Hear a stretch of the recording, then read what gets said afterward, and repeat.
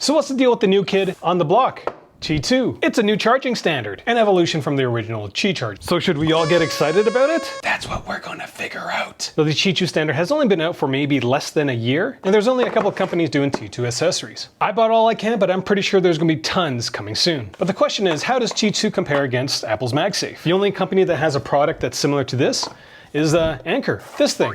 Let's see if this Anker one's better than this Apple one. Now, Apple's MagSafe has been around since the iPhone 12. And from my perspective, it is one of the best accessory features on the iPhone. It's kind of like that reliable X. You can always count on him or her. Now, I do have to point out one thing. You've got MagSafe chargers, you've got MagSafe compatible chargers, and now you've got Qi2 chargers. Now, in this menage a trois of chargers, you've got MagSafe chargers, which are made by Apple. You've got made for MagSafe, which are third-party manufacturers making stuff approved by Apple. You've got MagSafe compatible chargers, which are basically Qi chargers with magnets around it to mimic MagSafe. And finally, you have Qi2, which is basically a 15-watt wireless charger that has magnets around it. It's basically a third-party official version of MagSafe. With that out of the way, let's talk about the build quality between these two products. Now, with Anker's Qi2 charger, it is substantially heavier at 70 grams compared to the 37 grams of the MagSafe charger. And this thing has a lot more girth to it, which in this case is not a good thing. This Anker product feels very solid, and I was kind of fooled in thinking this was metal. It's not. Feels very, very nice though, I will have to admit. Now, the one thing I do like about the Apple MagSafe charger that a lot of these third-party manufacturers do not copy is the rubber center. It just keeps your AirPods on the pad a little better. The Anker one,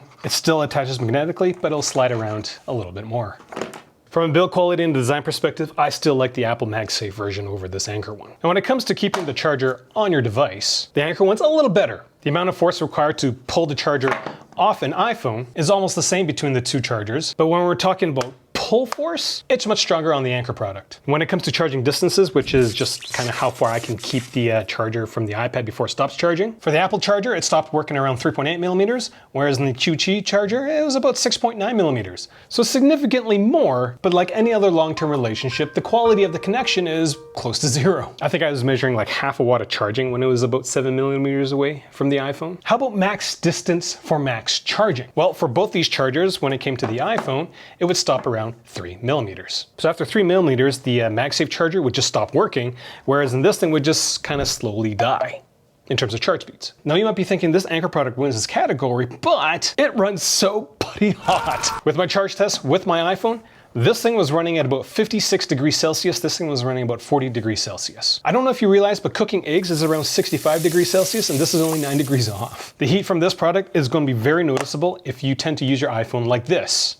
It's getting hot in here. Before we continue, first time watching my videos, I do encourage you to click subscribe. I'm a reviewer, not an influencer. I do not care which product you get, just as long as you use my links, and you use my links because my videos were helpful. Now, when things are getting hot, well, you know, things should be better, right? What does an extra 15 degrees Celsius get you? 10% more power. On average, when I was charging my iPhone, this Anker gave me about 700 milliamp hours in 30 minutes, whereas in the Apple charger did about 650 in 30 minutes. But how does that compare with all the other chargers I've tested? These things range between 350 to 500 milliamp hours in 30 minutes. So this Qi2 puck charger by Anker is definitely faster, but it is so much hotter.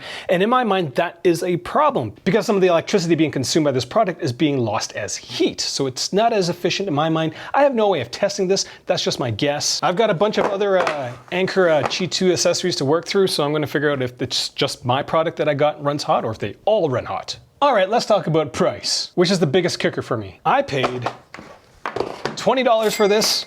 This thing was $40. So you get a charger that is technically faster for half the price. That is a steal of a deal from my perspective. And between these two products and this comparison, I would have to give it to the Anker one because it just, I had to make, why spend more? First time watching my videos, click subscribe. I'm a reviewer, not an influencer. I do not care what products you get as long as you use my links because my video was useful. Thanks for watching.